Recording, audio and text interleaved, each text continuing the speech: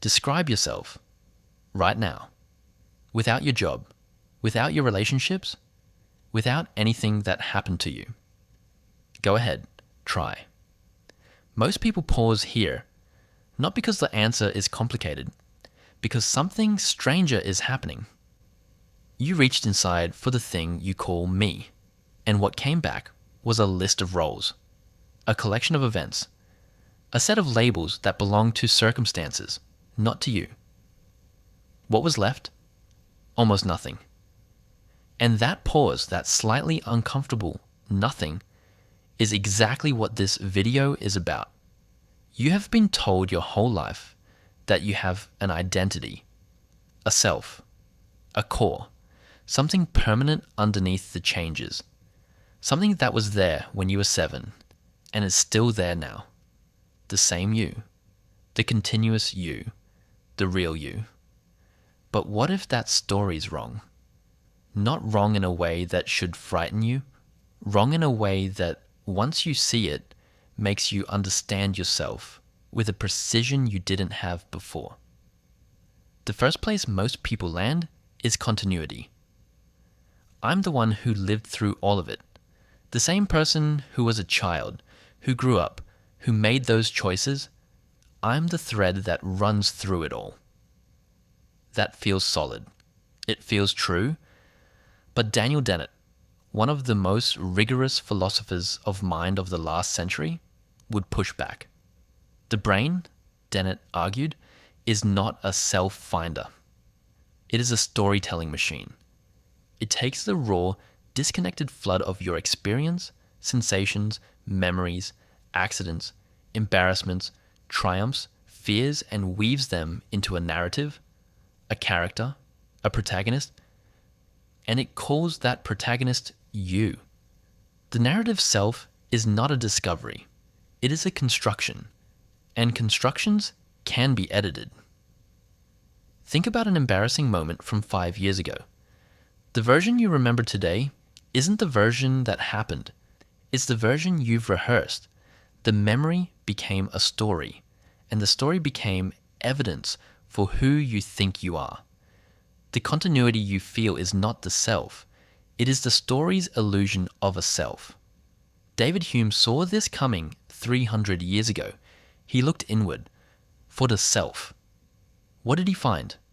Perceptions, memories, desires, fears, sensations, moods that came and went, thoughts that rose and dissolved, one thing after another.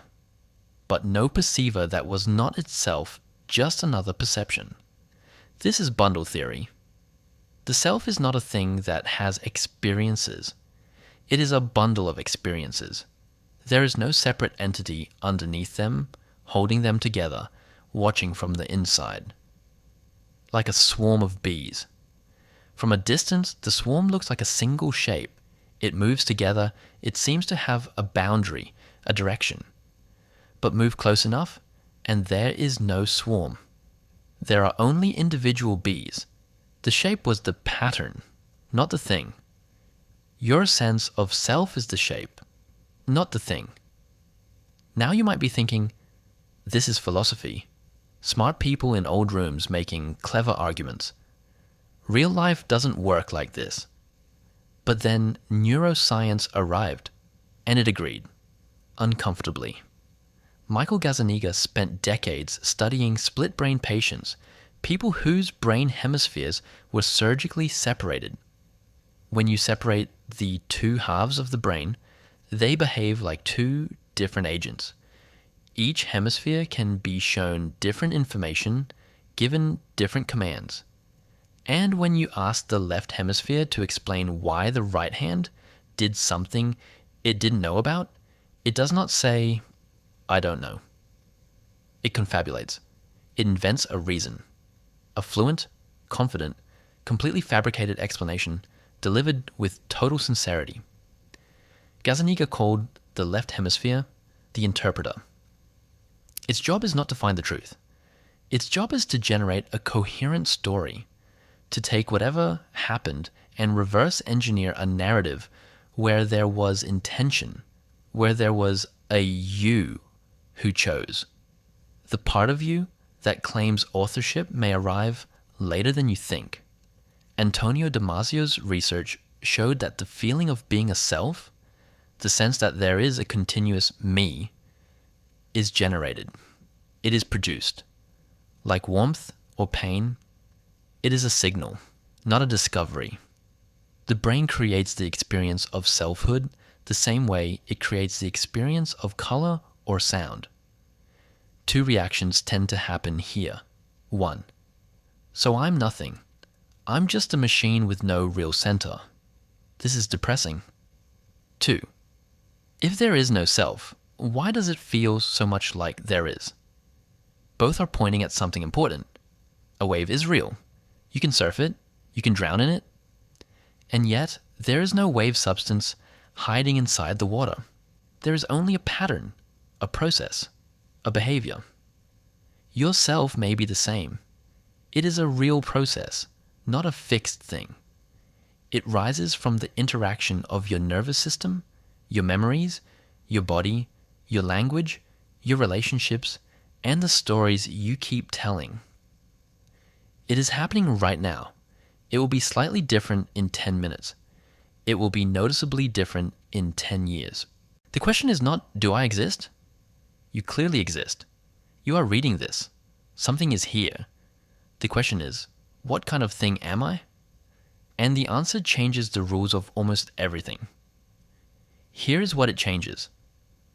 First, identity crisis. Every person who has ever said, I don't know who I am, is experiencing something real, but the pain is coming from a false model. You are not a fixed thing that got lost. You are a process that is evolving. You are not looking for yourself in the way you might look for your keys. The self is not somewhere waiting to be found. It is something you are continuously making. Finding yourself is a category error. It's like looking for a dance after you've removed all the dancers. Second, change. I can't change. It's just who I am.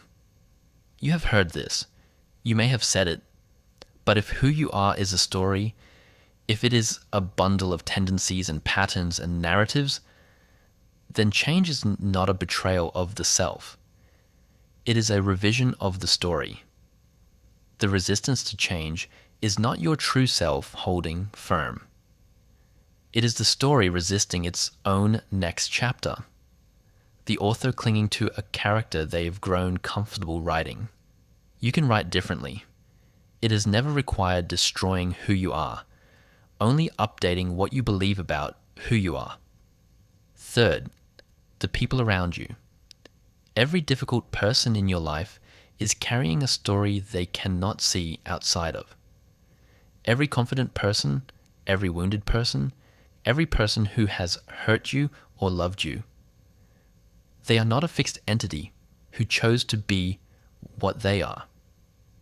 They are a bundle of experiences, running a narrative, confabulating reasons, doing what the interpreter does. Understanding this does not excuse harm, but it makes cruelty legible, and it makes compassion less exhausting. You are not dealing with a solid, permanent thing when you deal with another person. You are dealing with a process, just like you. And fourth, mortality. If the self is a story, not a substance, then death is not the end of a thing in the way we usually picture it. It is the end of a narrative. The tragedy isn't that a permanent thing disappears. The tragedy is that a unique process ends. This is both less frightening and more melancholy than the standard picture, depending on which metaphor you sit with. Less frightening because there was no immortal core substance to lose. More melancholy because this specific story, this particular weaving of experience and memory and feeling, will not continue. Both can be true. Maybe the mistake was treating identity like a thing instead of an activity. So go back to the beginning. Describe yourself without your job, your relationships, your past. What is left? Maybe the answer is not nothing.